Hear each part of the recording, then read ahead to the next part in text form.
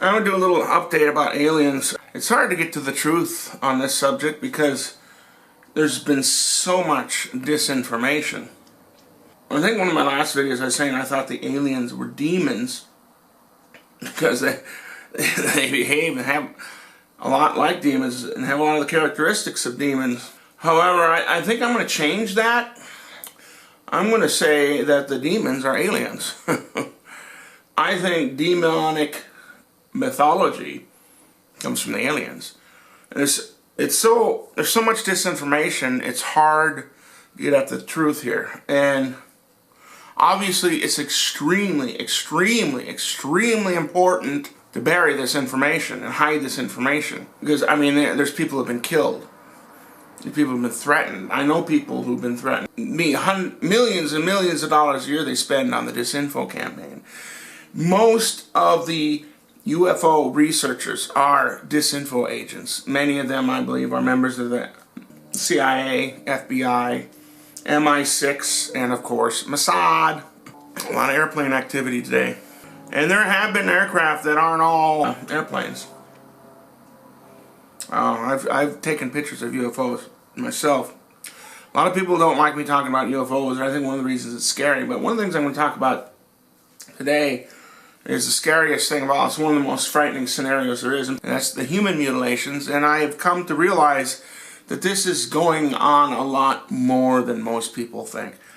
And there are people, disinfo agents, like Stephen Greer. I was thinking he was legitimate because he seems kind of like he's legitimate, but then he makes blatant statements that are just, the only conclusion I can come to are lies. It's just like Alex Jones saying the Arabs own Hollywood. There's no way somebody who's researched conspiracies to the extent that Alex Jones has could make such a mistake, okay? Most people who are regular subs on my channel know who owns Hollywood, and it's not the Arabs, okay? But I'm not going to get into that subject on this video. This is about aliens. And for somebody like Stephen Greer who knows as much about UFOs as he does, to make such a wild, crazy statement that there's no evidence that aliens have ever done anything to harm people, that's complete bull. There are human mutilations, and this is being covered up. Part of the disinformation campaign, and it also feeds, it's part of the New Age movement. I remember when I was in Mount Shasta several years ago, this was really big. It's trying to say that aliens are our space brothers, and they're here to help us. As time went on, these people became more and more incredible, and the predictions that they made never came true. And all the claims that the aliens are here to help us, sorry, I just don't really see any evidence of it. Environmentalism even, you know, everything the government does that is supposedly for our benevolence usually turns out to be something bad. Environmentalism, I think one thing is trying to get us all living in the cities so they can control us better. But also, I just had a hunch today that the national park system, while it seems like it's great, it's protecting nature, is protecting UFO hotspots. And I saw a video a while ago. This guy has written books and he's studied the phenomena that there's a massive number of people that disappear in national parks. And the government is covering this up. This is a hot potato. If you try to find any, this guy's tried to get information and he's been given nothing but a runaround from the National Park Service and the FBI.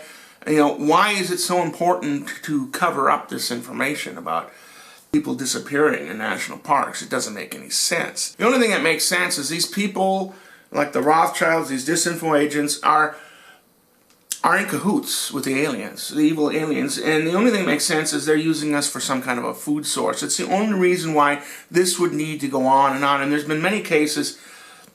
One person wanted me to mention that the Dyatlov Pass incident in Russia, I think it was the 60s.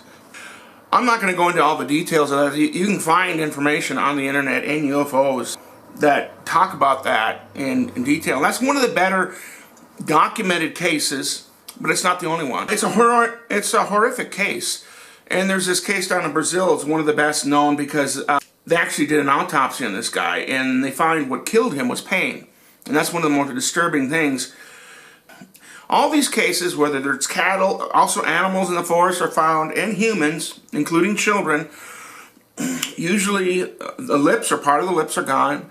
Oftentimes the skin around the jaw is missing. Sometimes the skull is completely fleshless. There's no flesh on the skull at all. Sometimes the hair is removed. There's often holes in the body and certain organs removed. The sex organs are often removed, part or all, both men and women.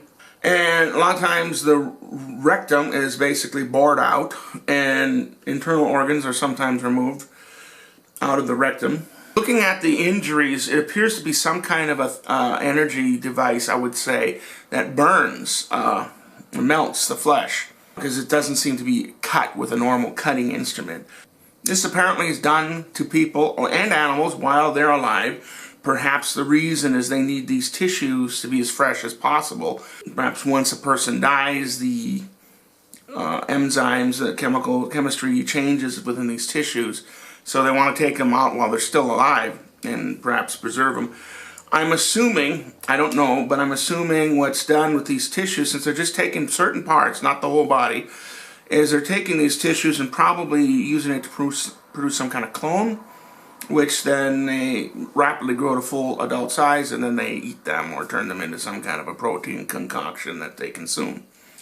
And they have to keep doing this because they need a constant fresh supply, and this is their food source.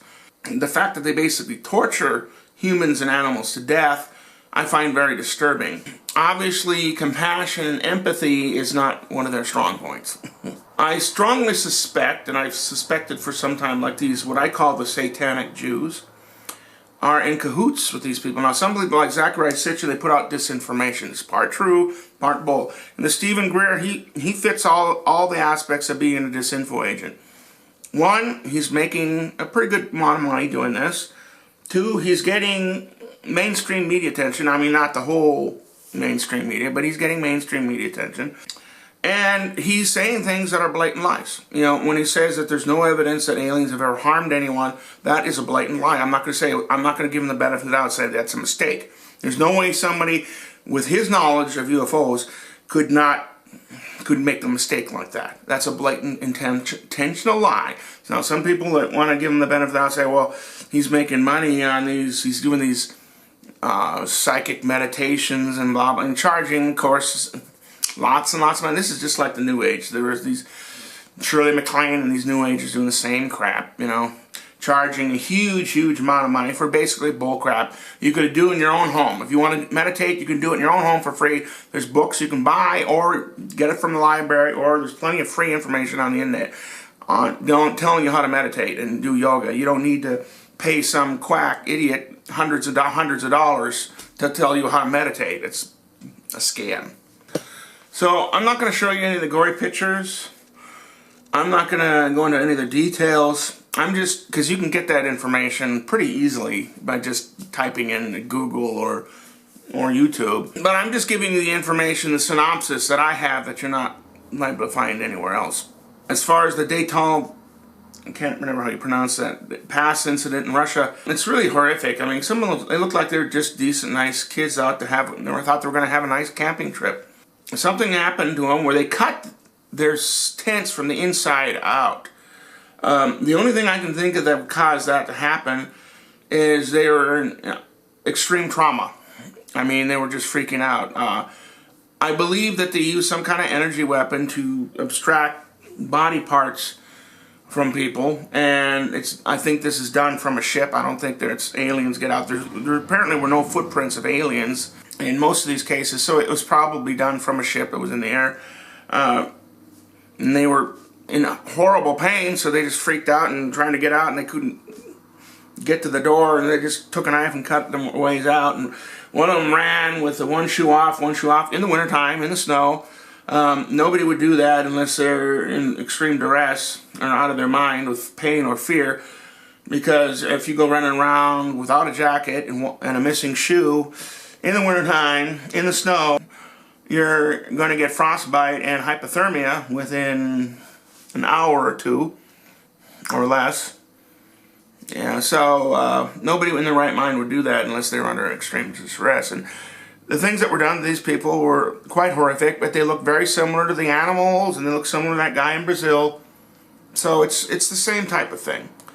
And it appears that our government is trying to fight these things. Phil Schneider mentioned that the hydrogen bomb set off in Bikini Atoll was to blow up a UFO base there, and I don't know if they got all of them. But I don't know why there's so much disinformation other than these particular people are in cahoots with the aliens. I mean, I don't know, maybe I'm... The claims that they're just doing this because they're afraid people are going to freak out, and afraid people are going to quit believing in religion or whatever, I don't think that would rate this much security. I mean, there's people who have been killed for this. There's, you know, they must spend millions of dollars a year on the disinformation camp. It's obviously extremely important to cover this up. And that kind of goes above and beyond. But apparently, at least some aspects of the government are trying to cover this up, where the aliens themselves don't seem to really give a flying flip too much about. But there are some indications that they try to cover things up too.